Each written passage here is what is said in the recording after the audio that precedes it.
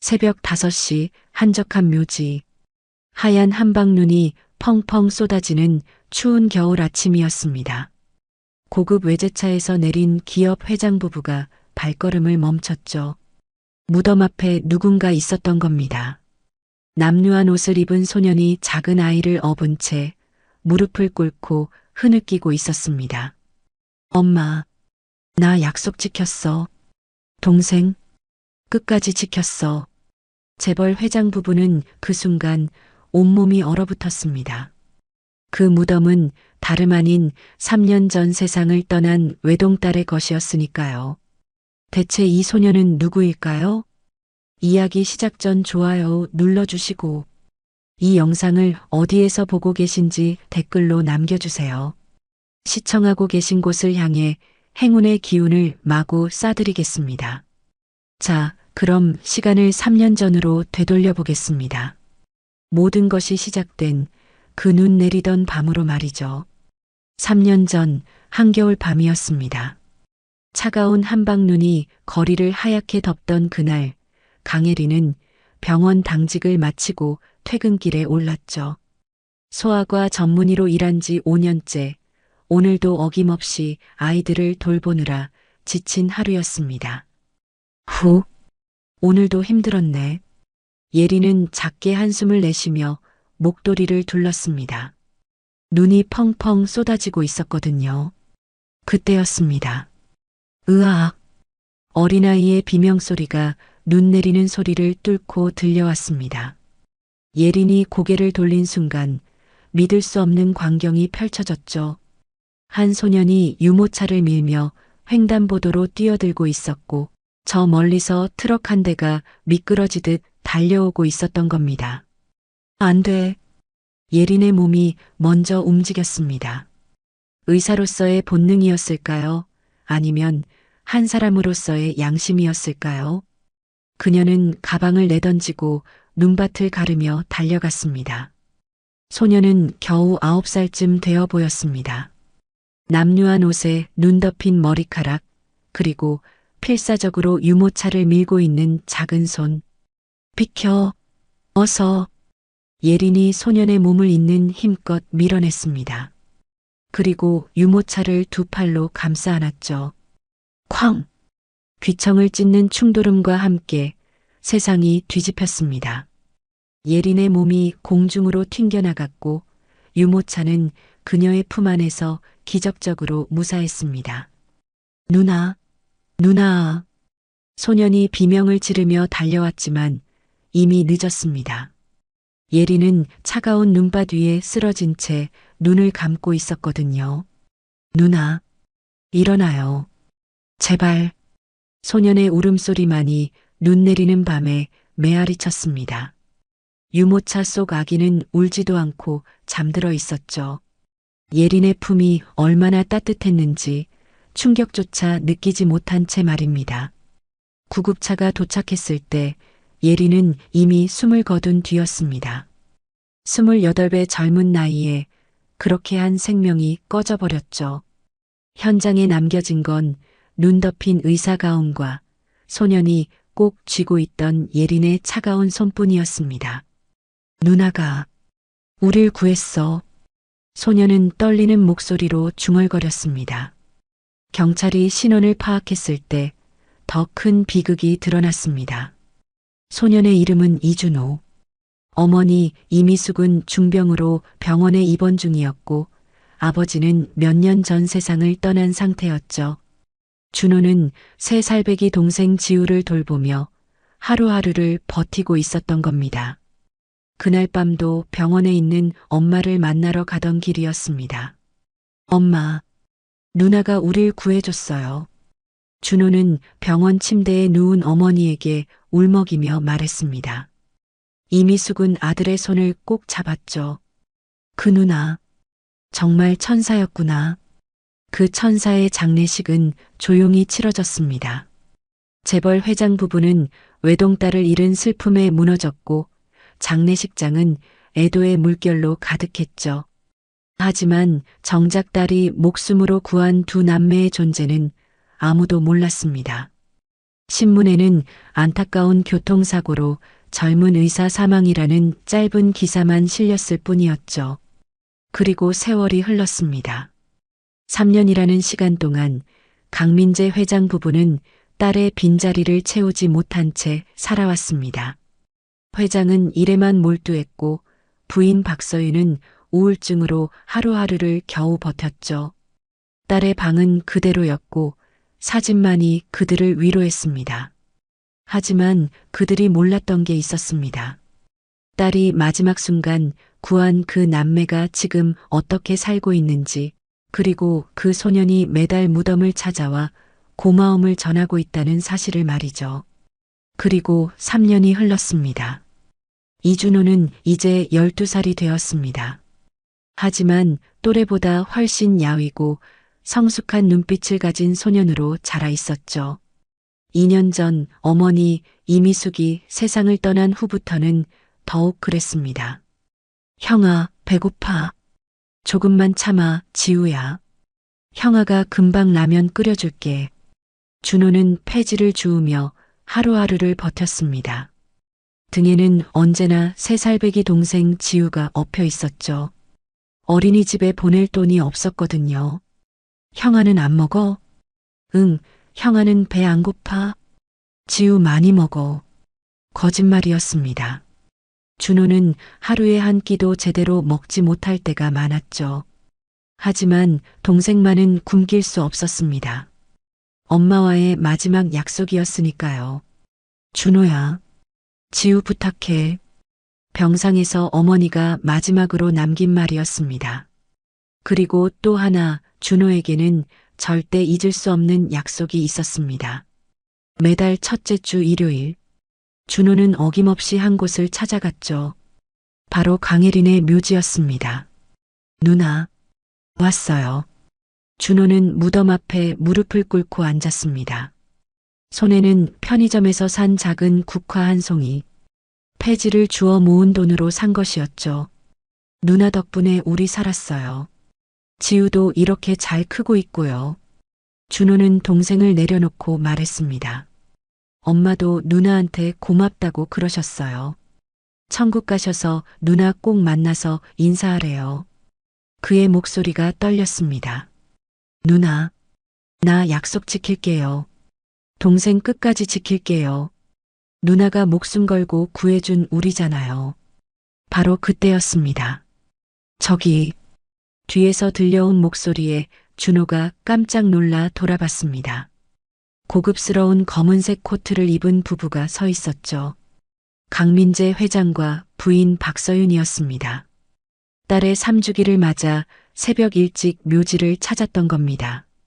너, 누구니? 회장의 목소리가 떨렸습니다.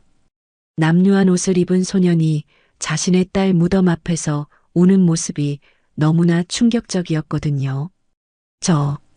저는, 준호는 얼어붙었습니다. 어떻게 설명해야 할지 몰랐죠.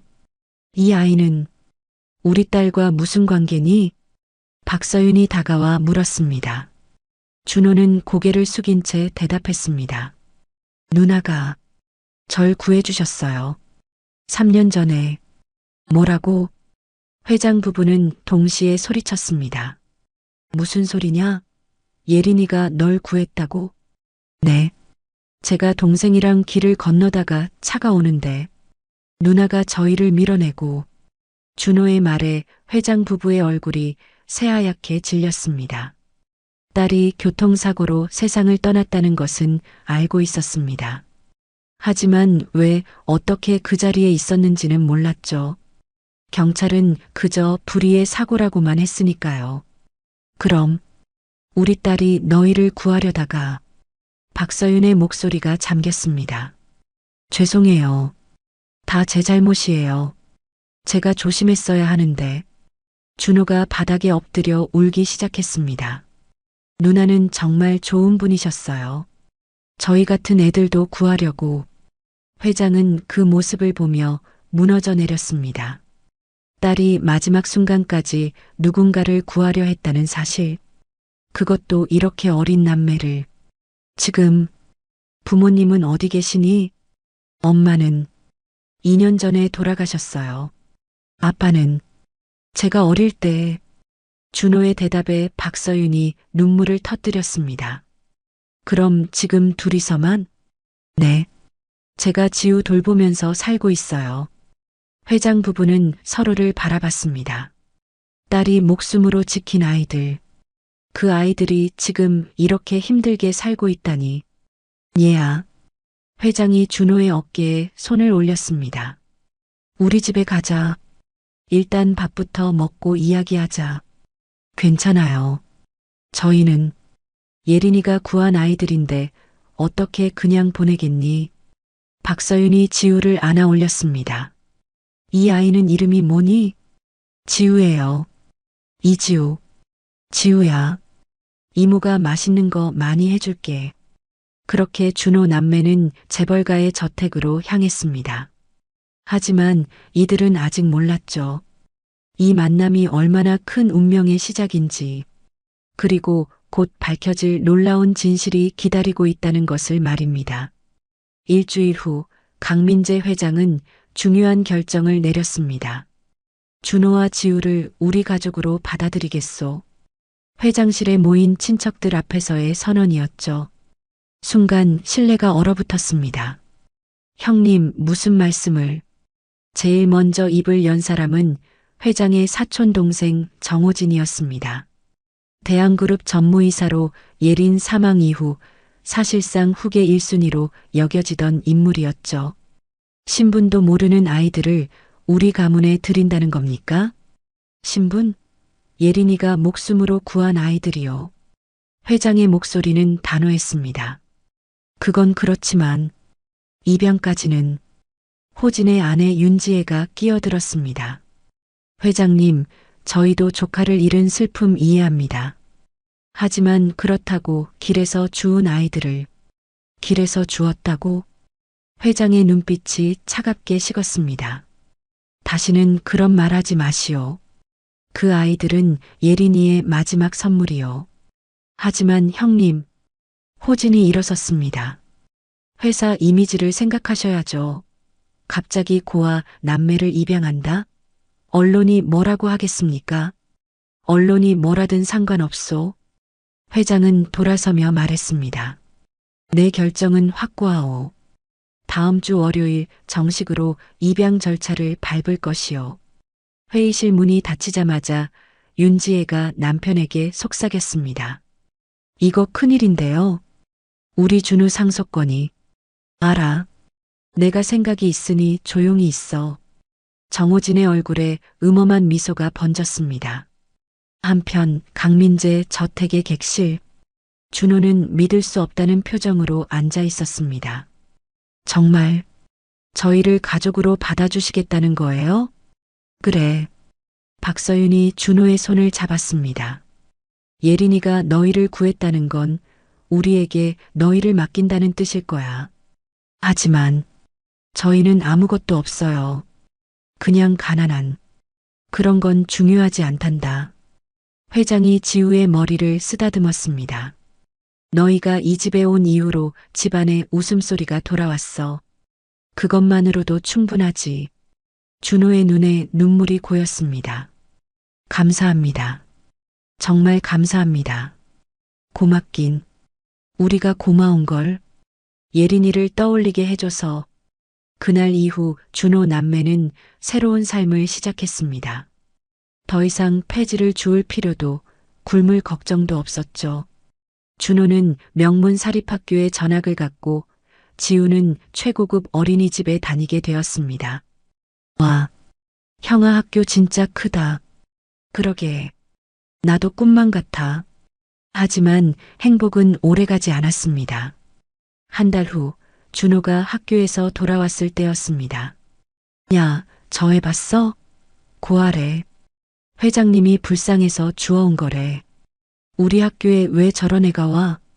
아이들의 수군거림이 들렸습니다.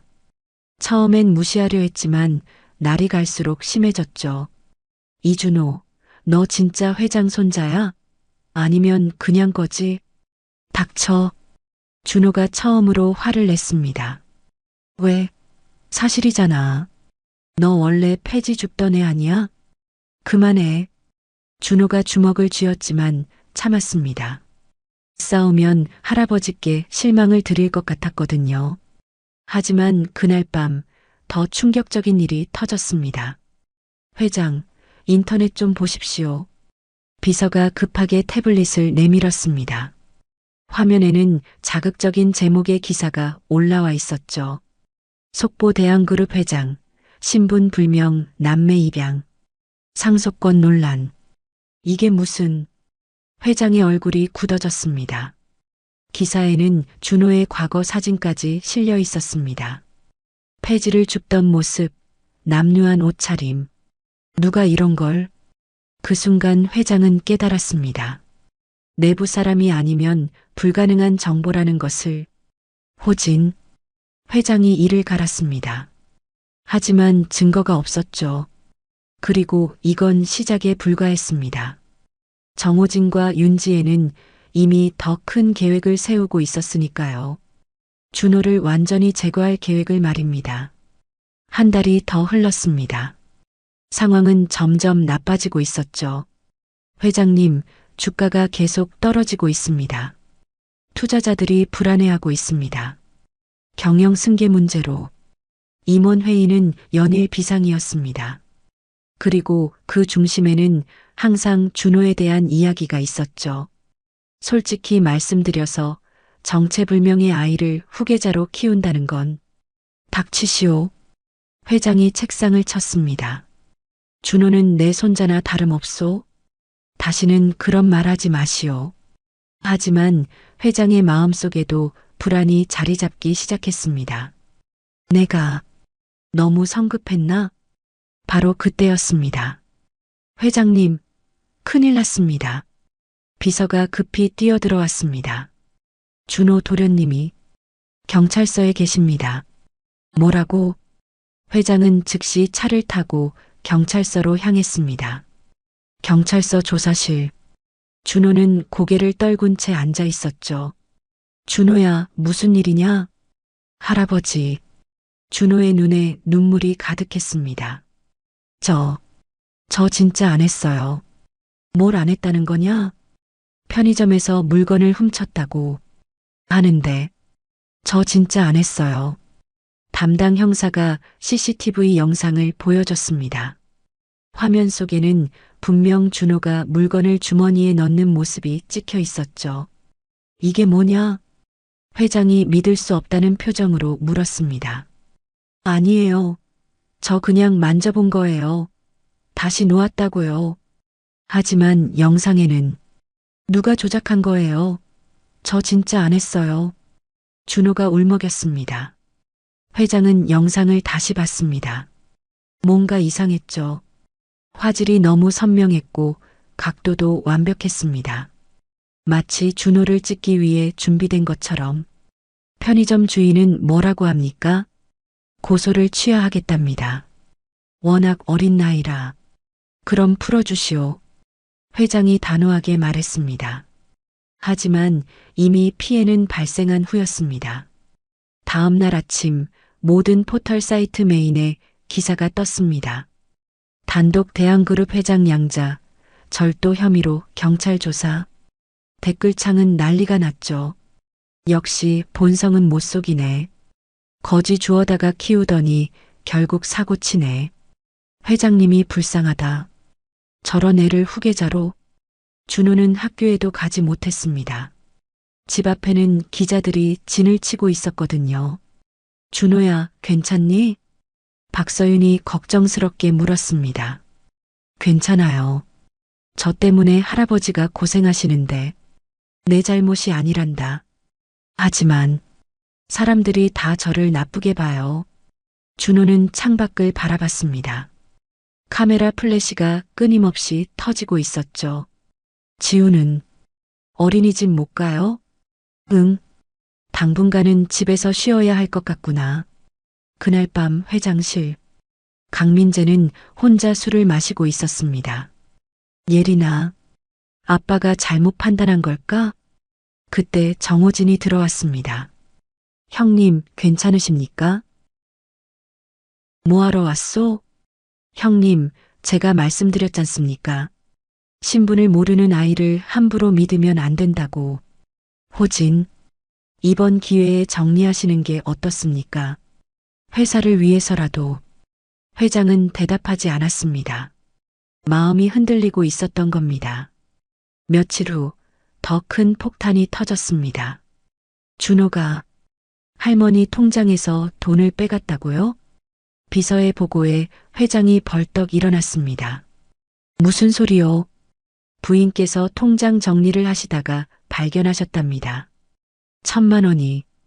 회장은 급히 준호의 방으로 갔습니다. 준호야, 이게 무슨 일이냐? 할아버지, 저. 준호는 말을 잇지 못했습니다. 책상 서랍 안에는 정말로 현금 1,000만 원이 들어 있었거든요. 이걸 어떻게 설명할 거냐? 몰라요. 이거 제가 넣은 거 아니에요.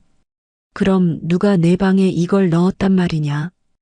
회장이 처음으로 준호에게 소리를 질렀습니다. 정말 몰라요. 준호는 그저 울기만 했습니다. 그 모습을 멀찌감치서 지켜보던 윤지혜가 슬며시 미소 지었죠. 모든 게 계획대로였습니다. CCTV 조작, 편의점 주인 매수, 그리고 통장 절도까지 완벽한 각본이었죠. 이제 곧 끝이야. 윤지혜가 중얼거렸습니다. 저 애는 곧 이 집에서 쫓겨날 거야. 그리고 마침내 그날이 왔습니다. 회장이 준호를 서재로 불렀죠. 준호야. 회장의 목소리는 지쳐 있었습니다. 할아버지, 미안하다. 할아버지가 너무 성급했던 것 같구나.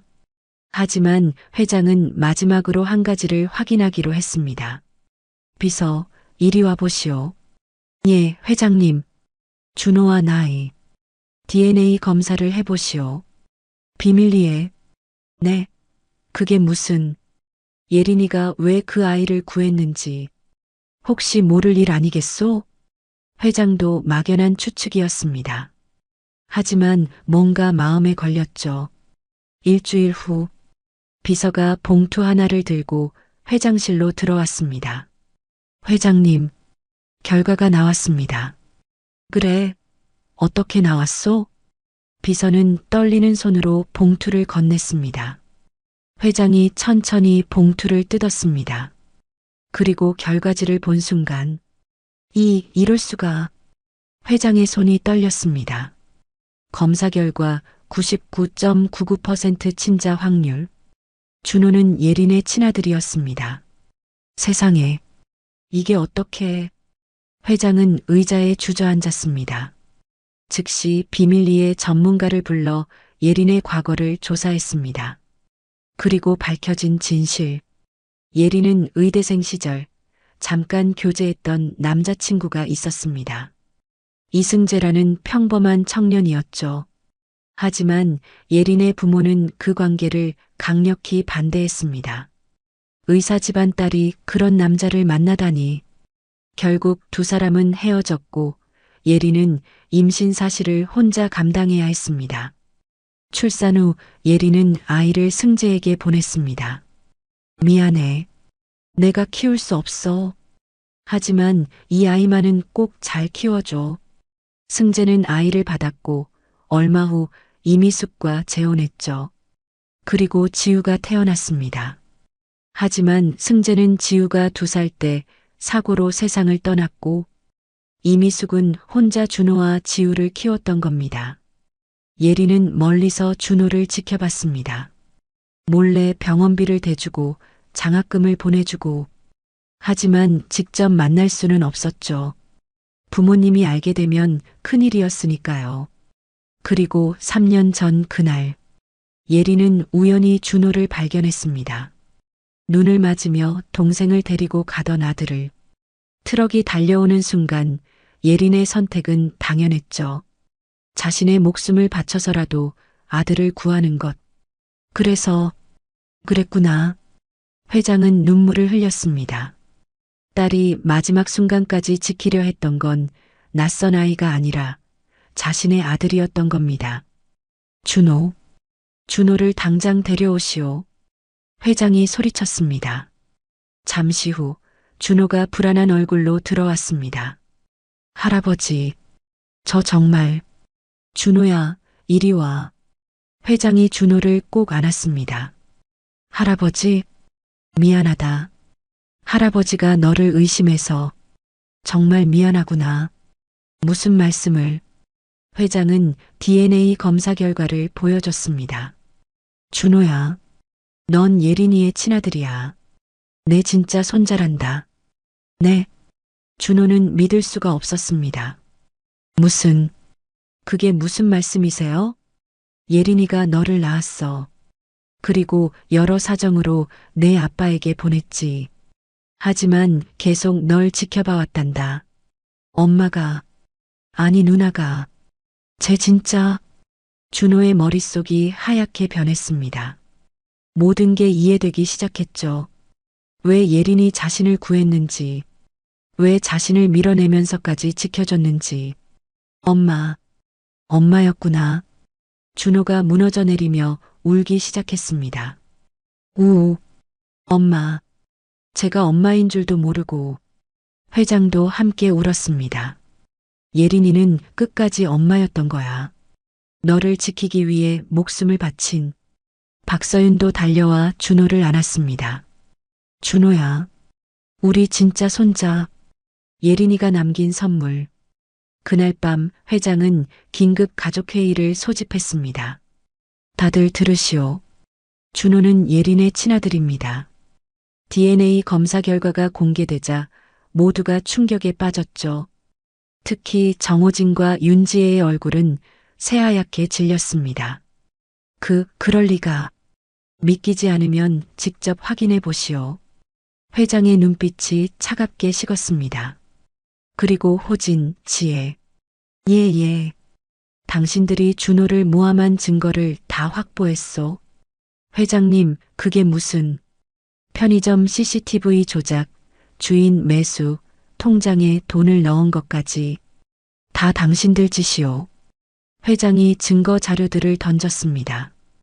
윤지혜의 통화 기록, 계좌 이체 내역, 모든 게 다 있었죠. 이건 당장 짐 싸서 나가시오. 그리고 법적 책임도 물을 것이오. 형님, 제발. 내 손자를 그렇게 괴롭힌 걸 어떻게 용서하겠소. 결국 정호진 부부는 쫓겨났습니다. 그리고 준호의 억울함도 완전히 풀렸죠. 언론에는 새로운 기사가 났습니다. 단독 대한그룹 회장 양자, 실은 친손자, DNA 검사로 확인. 여론도 완전히 바뀌었습니다. 와, 진짜 드라마네. 예린 의사님 정말 대단하신 분이다. 손자 지키려고 목숨까지 바치다니. 준호는 이제 당당한 대한그룹의 후계자가 되었습니다. 하지만 이야기는 여기서 끝이 아니었습니다. 한 달이 흘렀습니다. 모든 게 평온을 되찾은 것처럼 보였죠. 준호는 학교에 복학했고 친구들도 이제 그를 진짜 후계자로 대했습니다. 준호야, 같이 밥 먹자. 응, 좋아. 지우도 어린이집에서 밝게 웃으며 지냈습니다. 오빠, 오늘 그림 그렸어. 우와, 우리 지우 진짜 잘 그렸네. 회장 부부도 손주들과 함께 행복한 시간을 보냈죠. 하지만 강민재는 마음 한구석이 계속 불편했습니다. 뭔가 석연치 않아. 그는 3년 전 예린의 사고 보고서를 다시 꺼내봤습니다. 사고 일시 밤 9시 45분. 장소 병원 인근 횡단보도. 원인 눈길 미끄러짐, 트럭 운전자 과실. 이상하군. 회장은 비서를 불렀습니다. 그날 CCTV 영상을 다시 구해올 수 있겠소? 3년 전 자료는 이미 삭제되었을 텐데요. 그래도 한번 알아보시오. 비서가 경찰서에 문의했지만 예상대로였습니다. 죄송합니다. 보관 기간이 지나 모두 삭제되었습니다. 그럼 주변 건물 CCTV는요? 그것도 마찬가지입니다. 너무 깔끔하게 정리된 느낌이었습니다. 회장은 개인 탐정을 고용했습니다. 3년 전 그날 밤 무슨 일이 있었는지 샅샅이 조사해 보시오. 일주일 후 탐정이 보고서를 가져왔습니다. 회장님, 이상한 점을 발견했습니다. 말해 보시오. 사고 당일 예린 양을 미행한 차량이 있었습니다. 뭐라고? 목격자 진술입니다. 병원 주차장에서부터 검은색 세단이 계속 따라왔다고 합니다. 회장의 심장이 뛰기 시작했습니다. 그 차량은 어떻게 됐소? 사고 직후 사라졌습니다. 번호판도 확인이 안 됩니다. 그리고 또 트럭 기사 말입니다. 사고 후 석 달 만에 의문사했습니다. 의문사? 네, 술에 취해 강에 빠져 사망했다고. 하지만 주변 사람들 말로는 그 사람은 술을 전혀 못했다고 합니다. 회장의 얼굴이 굳어졌습니다. 계속하시오. 그리고 이게 가장 이상한 건데, 사고 일주일 전 예린 양이 회사 감사팀에 비밀 제보를 했다는 기록이 있습니다. 비밀 제보? 네, 내부 횡령 의혹에 대한 자료를 전달했다고 합니다. 그 자료는 어디 있소? 사라졌습니다. 감사팀장 말로는 어디론가 사라졌다고. 회장은 모든 퍼즐이 맞춰지는 걸 느꼈습니다. 예린의 죽음은 단순한 사고가 아니었습니다. 누군가 계획적으로 그녀를 제거하려 했던 겁니다. 당장 감사팀장을 불러오시오. 1시간 후 감사팀장이 회장실에 들어왔습니다. 회장님 부르셨습니까? 3년 전 예린이가 제보한 자료 어디 있소? 팀장의 얼굴이 굳어졌습니다. 그게 솔직히 말하시오. 누가 가져갔소? 정호진 전무님이셨습니다. 역시 회장의 주먹이 떨렸습니다. 그 자료 내용이 뭐였소? 대규모 비자금 조성과 횡령이었습니다. 금액이 200억 원이 넘었습니다. 200억. 그리고 정호진 전무님이 주도했습니다. 회장은 모든 진실을 깨달았습니다. 예린이 횡령 증거를 발견했고 정호진이 그것을 알았습니다. 그래서 예린을 제거하려 했던 겁니다. 하지만 우연히 그날 준호를 구하려다 사고를 당한 것이었죠. 저 인간이. 회장이 이를 갈았습니다. 자신의 조카가 딸을 죽였다니. 당장 정호진을 찾으시오. 하지만 정호진은 이미 한국을 떠난 후였습니다. 회장님, 정호진은 일주일 전 싱가포르로 출국했습니다. 그리고 회사 비자금 중 50억을 빼돌린 흔적이 발견됐습니다. 정호진은 이미 준비하고 있었던 겁니다. 준호의 DNA 검사 결과가 나온 후 자신이 위험하다는 걸 알았던 거죠. 이 사실을 경찰에 알리시오. 국제 수배를 내려야 합니다. 알겠습니다. 그날 밤 회장은 예린의 무덤을 찾았습니다. 눈이 소복이 쌓인 묘지였습니다. 예린아, 아빠가 미안하다. 회장의 눈에서 눈물이 흘렀습니다. 내가 회사 비리를 발견했을 때 아빠한테 말했어야 했는데 혼자 감당하려 했구나.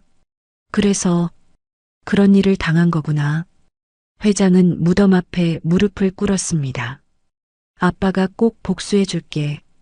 호진이를 반드시 잡아서 법의 심판을 받게 할 거야. 그리고 준호, 내 아들은 아빠가 잘 키울게. 내가 목숨 걸고 지킨 아이니까. 바람이 불었습니다. 마치 예린이 대답하는 것 같았죠. 회장은 일어서서 하늘을 올려다봤습니다. 기다려라, 정호진. 끝까지 추적해서 반드시 잡고 말 테다. 복수가 시작되었습니다. 3개월이 흘렀습니다. 국제 공조 수사가 진행되는 동안 회장은 준호에게 모든 진실을 말해줬습니다. 그러니까 정호진 삼촌이 엄마를. 그래, 내 엄마가 발견한 비리 때문에 그자가 엄마를 죽인 거야. 준호의 눈에 분노가 타올랐습니다. 할아버지, 저도 도와줄게요. 꼭 잡아야 해요. 준호야, 넌 아직 어려. 아니에요. 엄마가 저를 지키려고 돌아가셨는데 제가 가만히 있을 수 없어요. 회장은 손자의 단호한 눈빛을 보며 고개를 끄덕였습니다.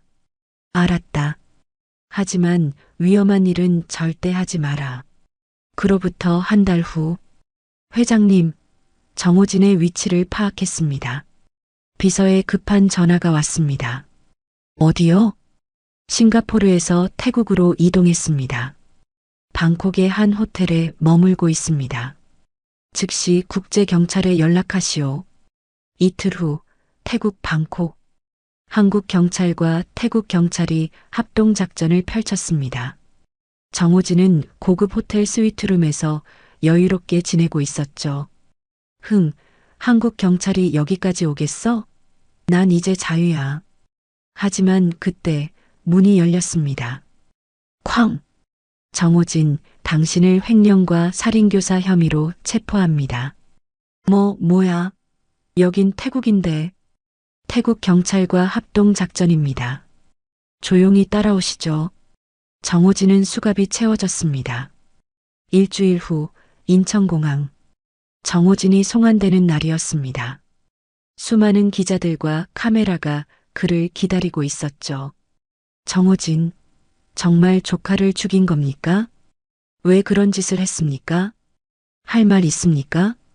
정호진은 고개를 숙인 채 걸어갔습니다. 그리고 그 순간 눈앞에 강민재 회장이 서 있었습니다. 형님, 이 악질 인간아.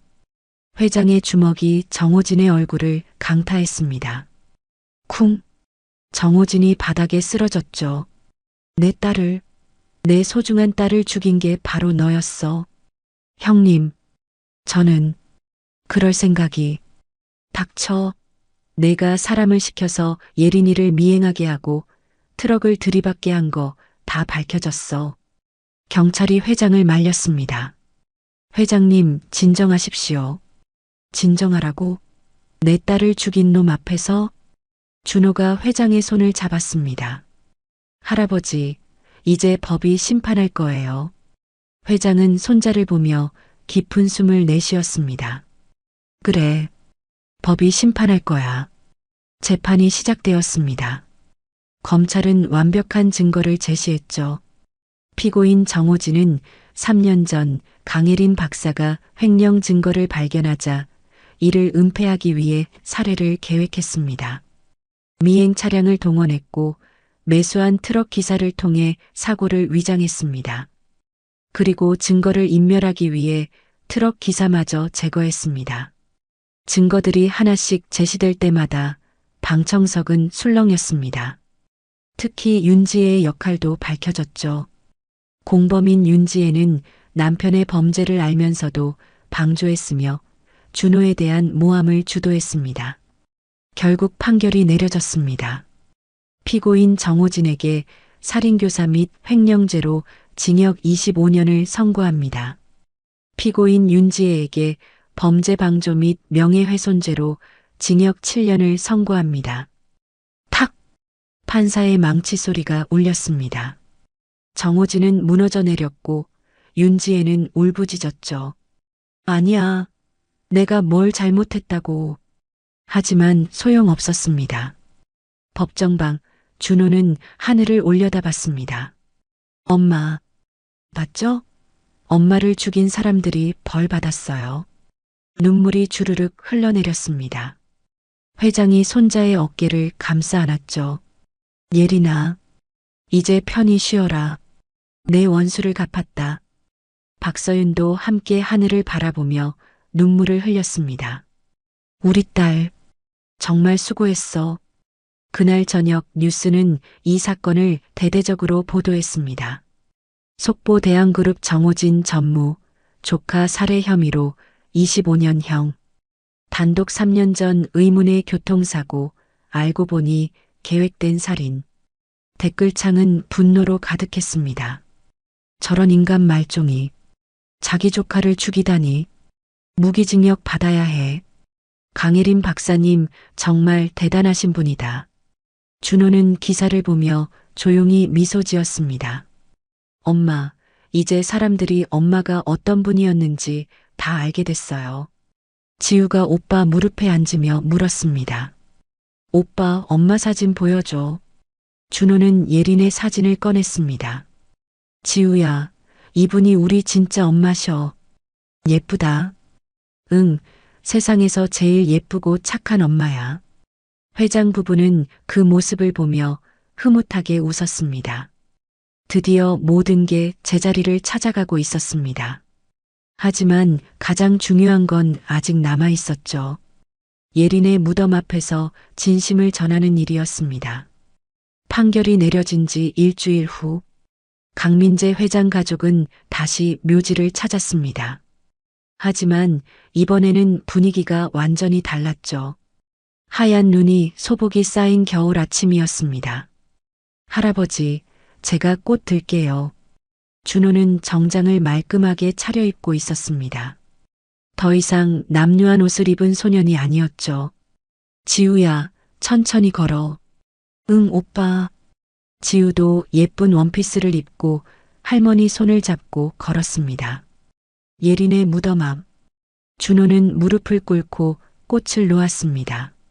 엄마, 왔어요. 그의 목소리는 떨렸지만 단단했습니다. 오늘은 슬픔이 아니라 감사를 전하러 왔어요. 엄마가 저를 낳아주신 것, 멀리서라도 지켜봐 주신 것, 그리고 마지막 순간에도 저를 지켜주신 것. 준호의 눈에서 눈물이 흘러내렸습니다. 전부 다 고마워요, 엄마. 회장이 손자의 어깨에 손을 올렸습니다. 예린아, 내 아들 정말 훌륭하게 크고 있어. 아빠가 책임지고 잘 키울게. 박서윤도 무덤 앞에 앉았습니다. 예린아, 엄마가 미안해. 내가 준호를 낳았을 때 받아주지 못해서 만약 그때 엄마가 너희를 도왔더라면 넌 이렇게 떠나지 않았을지도 몰라. 하지만 이제 엄마가 준호랑 지우 정말 잘 키울게. 내가 못 다준 사랑까지 전부 다 줄게. 지우가 무덤 앞에 그림을 놓았습니다. 어린이집에서 그린 가족 그림이었죠. 그림 속에는 5명이 그려져 있었습니다. 할아버지, 할머니, 오빠, 지우, 그리고 하늘에서 웃고 있는 엄마. 엄마, 우리 가족이야. 지우의 맑은 목소리에 모두가 웃었습니다. 회장은 무덤비를 쓰다듬으며 말했습니다. 예린아, 호진이는 법의 심판을 받았어. 내 억울함을 풀어줬단다. 그리고 준호는 이제 대한그룹의 정식 후계자야. 내가 남긴 아들이 우리 가문을 이끌어갈 거야. 준호가 고개를 들었습니다. 엄마, 약속할게요. 엄마처럼 착하고 바른 사람이 될게요. 그리고 엄마가 하셨던 것처럼 어려운 사람들을 도우며 살게요. 엄마가 자랑스러워 하실 수 있는 사람이 될게요. 차가운 겨울바람이 불어왔습니다. 마치 예린이 대답하는 것 같았죠. 그래, 준호야. 엄마는 내가 너무 자랑스러워. 회장 가족은 한참을 묘지에 머물렀습니다. 그리고 돌아가는 길 준호가 물었습니다. 할아버지, 엄마 이름으로 장학재단 만들면 안 될까요? 오, 무슨 장학재단? 저희처럼 어려운 환경에 있는 아이들을 돕는 거예요. 엄마가 분명 그걸 원하실 것 같아요. 회장은 손자를 보며 환하게 웃었습니다. 좋은 생각이다. 당장 시작하자. 정말요? 그래, 강혜린 천사 장학재단이라고 이름 붙이면 어떨까? 좋아요. 그로부터 3개월 후, 강혜린 천사 장학재단 설립 기념식이 열렸습니다. 준호가 무대에 올라 인사말을 했죠. 안녕하십니까? 저는 강혜린 박사의 아들 이준호입니다. 박수 소리가 터져 나왔습니다. 우리 엄마는 평생 아이들을 사랑하셨습니다. 소아과 의사로서, 그리고 한 사람의 엄마로서요. 그런 엄마의 뜻을 이어받아 이 재단은 어려운 환경의 아이들을 돕겠습니다. 엄마가 저를 지켜주신 것처럼 우리도 누군가를 지켜주는 사람이 되겠습니다. 열띤 박수가 이어졌습니다. 첫 장학생으로는 100명의 아이들이 선정되었죠. 그 중에는 준호처럼 부모를 잃고 혼자 동생을 돌보던 아이들도 있었습니다. 형, 정말 고마워요. 한 아이가 준호에게 인사했습니다. 아니야. 이건 우리 엄마가 너한테 주는 선물이야. 준호는 그 아이의 머리를 쓰다듬어 주었습니다. 그날 저녁 집으로 돌아온 준호는 예린의 사진 앞에 섰습니다. 엄마, 오늘 재단 만들었어요. 엄마 이름으로요. 사진 속 예린은 환하게 웃고 있었습니다. 엄마가 저한테 해주신 것처럼 저도 다른 아이들한테 해줄게요. 그렇게 엄마의 사랑을 계속 이어갈게요. 준호는 사진에 입 맞추고 돌아섰습니다. 창밖에는 하얀 눈이 펑펑 내리고 있었습니다. 마치 엄마가 보내는 따뜻한 위로처럼. 엄마. 준호는 눈 내리는 하늘을 보며 손을 흔들었습니다. 그리고 확신했죠. 엄마는 지금도 하늘에서 자신을 지켜보고 있다고. 3년 전 눈 내리던 밤에 시작된 이야기. 한 엄마의 희생은 아들의 인생을 바꿨고 한 가족을 치유했으며 수많은 아이들에게 희망을 주었습니다. 사랑은 결코 사라지지 않습니다. 형태를 바꿔 계속 흘러갑니다. 예린의 사랑은 준호를 통해 그리고 재단을 통해 영원히 이어질 것입니다. 그것이 바로 진짜 엄마의 사랑이었습니다. 여러분, 오늘 이야기 어떠셨나요? 한 엄마의 마지막 선택이 아들의 인생을 바꾸고 정의를 실현하며 수많은 아이들에게 희망을 전하는 이야기였습니다. 진짜 사랑은 결코 사라지지 않고 형태를 바꿔 계속 이어진다는 것을 보여준 감동적인 이야기였죠. 오늘 영상이 마음에 드셨다면 구독과 좋아요, 알림 설정까지 부탁드립니다. 매일 새로운 감동 스토리로 찾아뵙겠습니다. 그럼 다음 이야기에서 또 만나요.